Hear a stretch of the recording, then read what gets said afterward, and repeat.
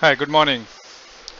Today we are going to discuss how the Linux is going to get configured in EVNG.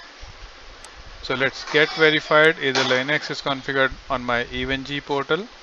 So let me get added the node, and if you can see here, the Linux is grayed, so it's not configured yet. So let me cancel it, and if we can open the EVNG official website and we can see the Linux configuration. So on the top, the red highlighted one says you can download the Linux from here. So it's a mega link, so you can download a list of Linux available here. So I'm comfortable with Linux, CentOS, so I'll download this CentOS from here. So this step says that once the Linux image file has been downloaded, then we have to copy this image file to one of the particular location. So let's get it copied here. Let me see. So if you can see here, the Linux is already configured, and with the help of FileZilla, I'll copy this image file. Okay, it's not there. So let me get copied now. So here is my Linux image file which I copied. It's a CentOS file. So let me do it as a drag drop. And now if you can see, the progress of copying the file is started. So it takes some time to copy the image file. Let me pause the video for a few minutes. Now you can see the screen, the CentOS has been copied successfully. Now we have to go to the EVNG CLI and copy the particular link, which is where we copied the file. Let me get validate with the help of ls command. The file has been copied, which is perfectly there. It's red highlighted one. Now we have to extract this file, right? So the one of the command to extract in Linux that is available here on the portal. So let me get copied, which says tar and xzvf. Let me get copied, or maybe we can type here as well, but we'll do it. And the file name is Linux, because in the example it says it's a Ubuntu file. It's take few seconds, few minutes to get the file to be extracted.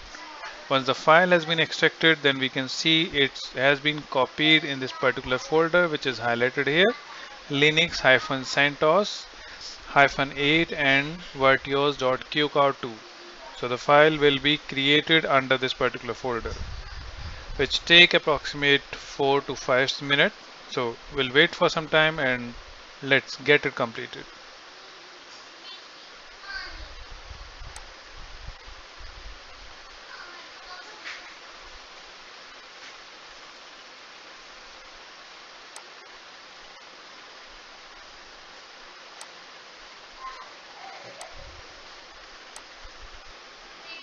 Now we can see the file has been extracted successfully.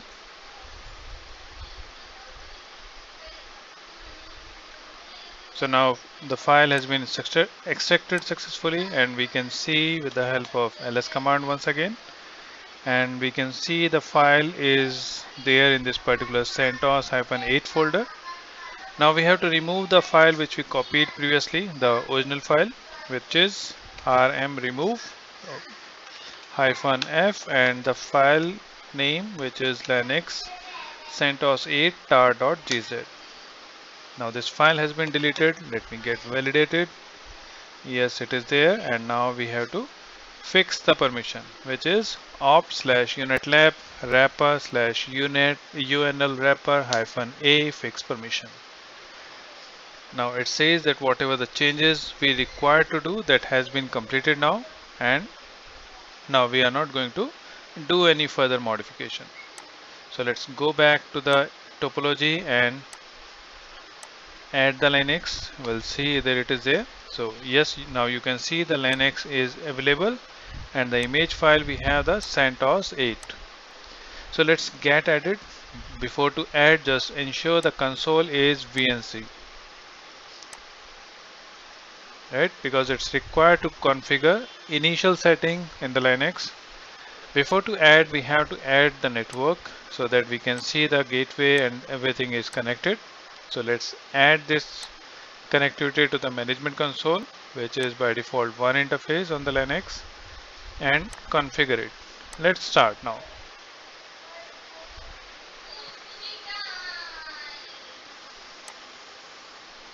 Okay, now this Linux box has been powered on. So let me double click here or single click, it's open in the VNC. So let it get it allowed here. So now the VNC is going to get open.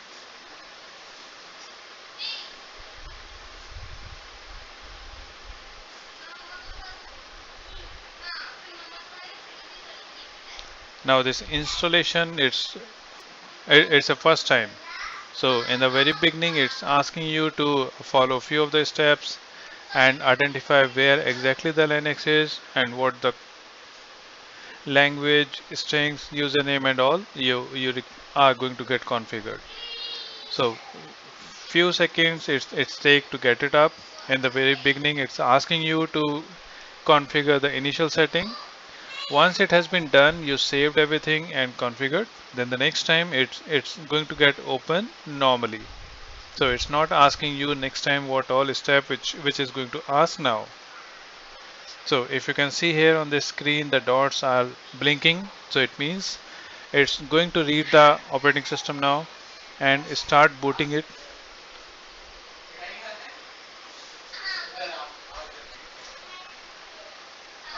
So let's get it booted. Now you can see the screen is automatically get big.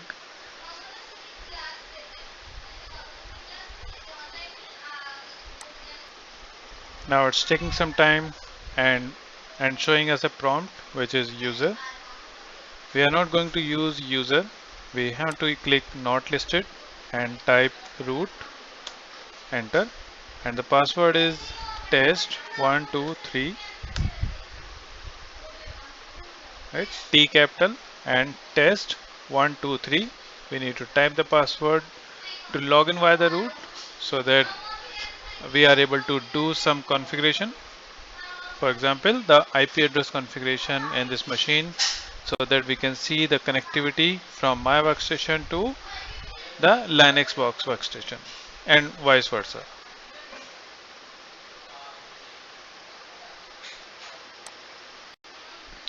Depending upon your workstation speed and all, the system is going to get logged in. Once you are in, then you can see this prompt. Let me get maximized now.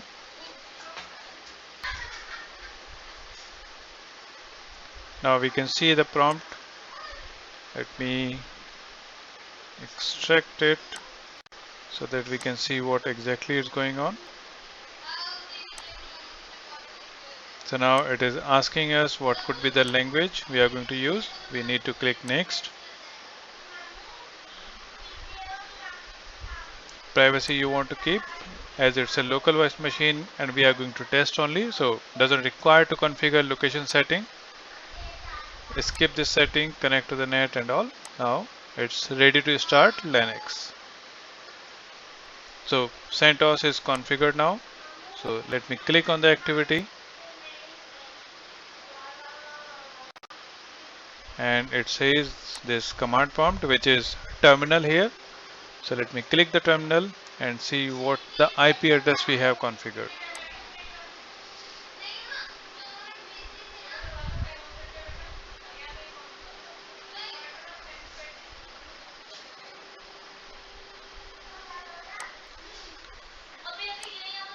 Now the terminal screen is on.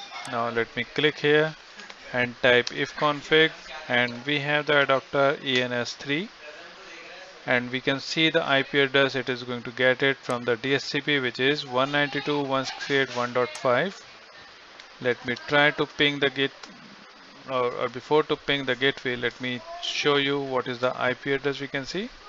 So IP space ADD is a command to validate what is the IP address you have configured.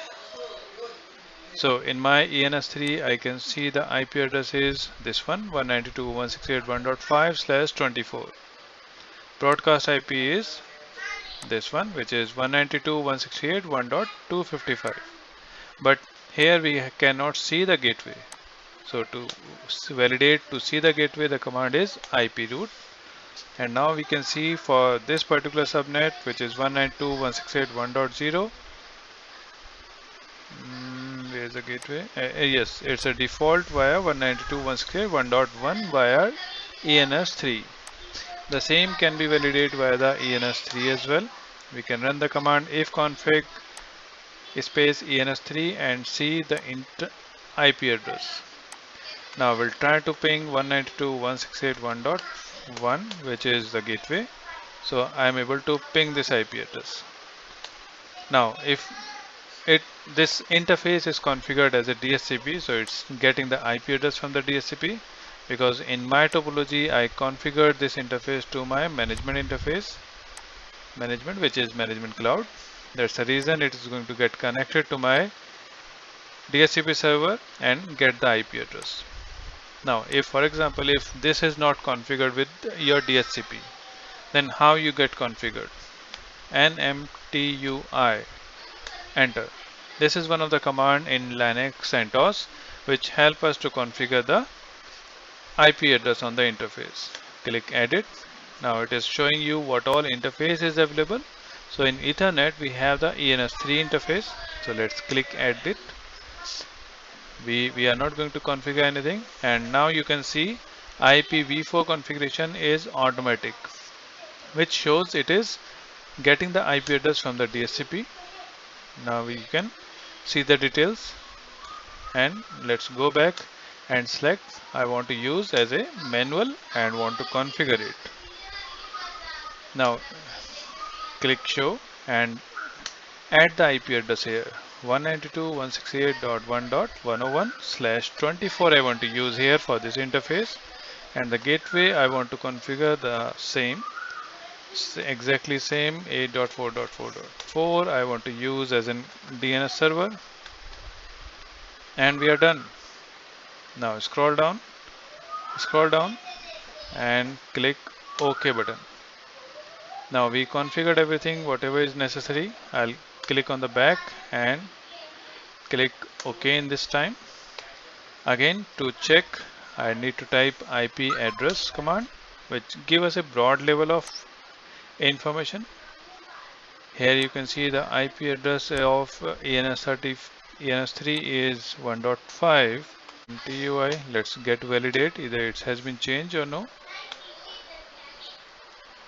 Yes, we can see it is changed, but it's not going to update now. Maybe it's taking some time.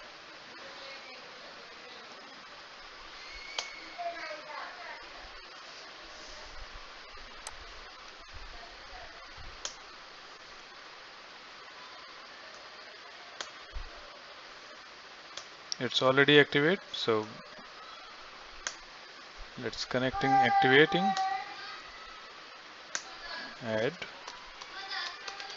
ifconfig ENS3. Now the interface you can see now it is 1.1.101, which is the new IP address which we configured just few minutes ago via the nmtui utility.